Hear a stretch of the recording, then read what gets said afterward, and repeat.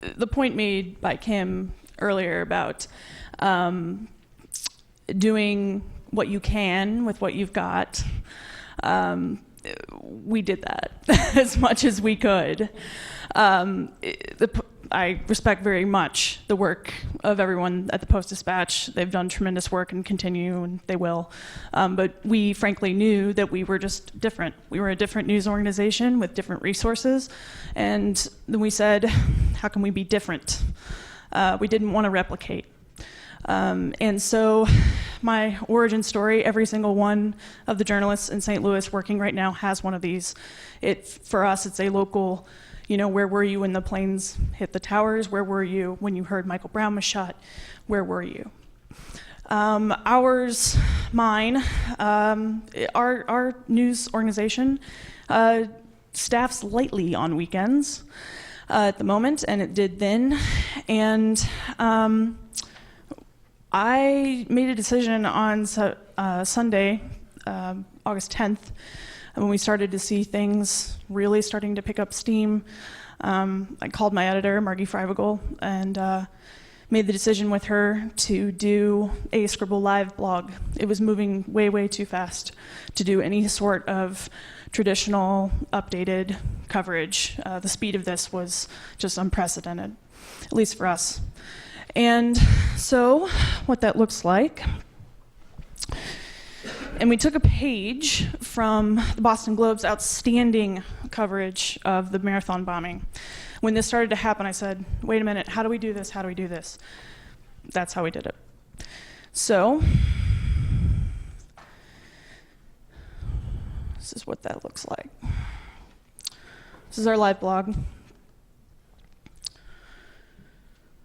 We kept it for months. Let's take you back to the beginning here. It was a while ago.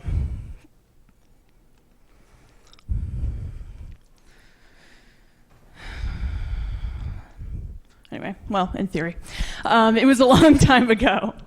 And so basically we kept it up for months and months and weeks and weeks.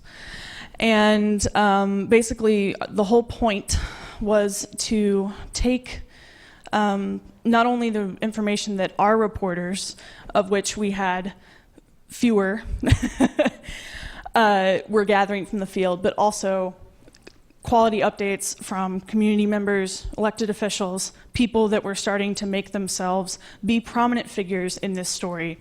Antonio French, other people that were making themselves part of this tapestry, making themselves part of this story. So we started to pull those in because we wanted people to not only have a fire hose of information, we wanted to be a quiet place that you could make as much sense of it in the chaotic pace that was happening as possible. And that's a theory behind it in 2020 hindsight.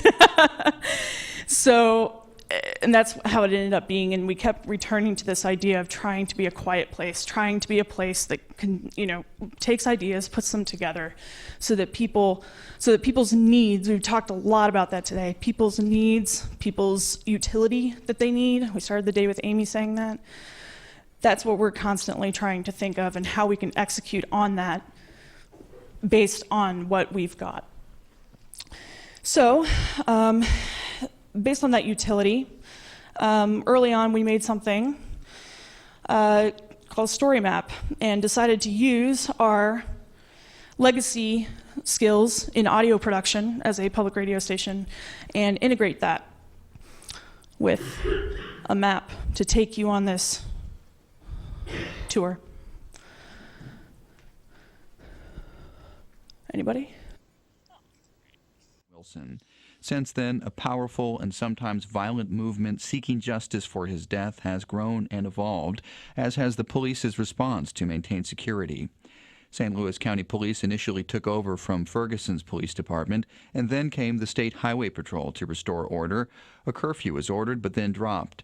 Eventually, Governor Jay Nixon called in the National Guard. What's going on now in Ferguson extends far beyond its borders. But let's start there. So it's basically a take you through it kind of thing. Here, I won't do the whole thing. shows you, if you're not from here, sorry, if you're not from here, where are all these pieces? What the heck is the difference between St. Louis City and St. Louis County? What are the geographical things? Where are the markers? And those are the kinds of things that we tried to provide clarity to people that, you know, as Tony said, we knew people were watching from afar and locally. And so how could we provide, with the resources that we had, how could we provide value to both of those groups simultaneously?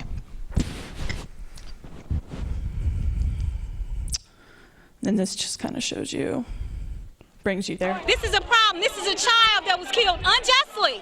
Despite whatever he had, whatever he was said to do, he was shot in the back numerous times and left face down on the street. So, and so forth. Takes you through. And then the evidence. When the evidence was released, we knew it was coming. We didn't know exactly when. Nobody really did. And so we decided to, again, gather all of our best data and documents, people that we had, made sure they were well rested for the time period that we thought it was going to happen. And when those documents came down, we had a plan. We had a step-by-step plan for when the second those documents were released, who would take them, what the triage was. We'd throw them into Document Cloud. We'd put them down on the site so that people would be able to have, we knew that people would want the evidence immediately, and they knew that they would want it sorted immediately. So that ended up being a pretty good strategy, because we posted all of this testimony, and then our reporters started going to work annotating it in Document Cloud. We also had, it's gone now, but we had a prompt up saying, hey, you see anything interesting in these? You tell us. And it was a Google form. And people started sending us really interesting things. Also, taking a page from the Guardian's experiment with documents previously.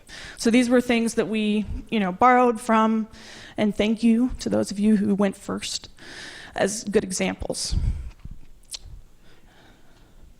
And then finally, what's better engagement than being in the community, right? So we went to Ferguson, and we held a forum in a church called Wellspring Baptist Church. And this was the second live blog here from the second forum that we did. Let me see if I can find the first one here. Here we go. This is the first one. This happened, and this picture here is a young man lifting his shirt up to show where a piece of rubber bullet wound, or like a piece of something that had hit him from the police had hit him, and he did this in the middle of this forum in this church. That person you see in the middle there is NPR's Michelle Martin. We brought her in. Tony was talking about partnerships between local and international organizations. NPR is our close tie. So we wanted to bring in Michelle in. She did an outstanding job of moderating a very, very tenuous evening. Came right at a very difficult period of time. And that there is a mayor of Ferguson, James Knowles. And so what we noticed was that we did a live blog and we live tweeted that forum. And what we noticed was, as the evening went on, it was 2 hours, more and more young people started arriving to the forum in droves. The overflow room was completely packed. The main area was completely packed. Everything was packed. And what it turned into, instead of, a nice and neat radio broadcast where you have a panel, and we've all seen it, okay? What it turned into was basically an airing of grievances and a dialogue between these officials and the people that they represented. And we were proud of that. Michelle came back last week to do a follow-up. Very different feeling in that church. Very different feeling. Things were a little bit more organized. Things were a little bit different, but try as we might, we had no law enforcement representatives. We called everyone, and they all said no. We tried to get Ferguson city officials there. They said no. And so it was a little bit of a different conversation. But it's very important to us to keep actual physical engagement opportunities going for people. And in that, we also started something, it's not here on a tab, but it's a project called We Live Here. It's an ongoing conversation, it's a podcast, it's about race, culture, people we touch, not the hushed conversations about race that we normally have on public radio. And I encourage you all to check it out. So, thank you.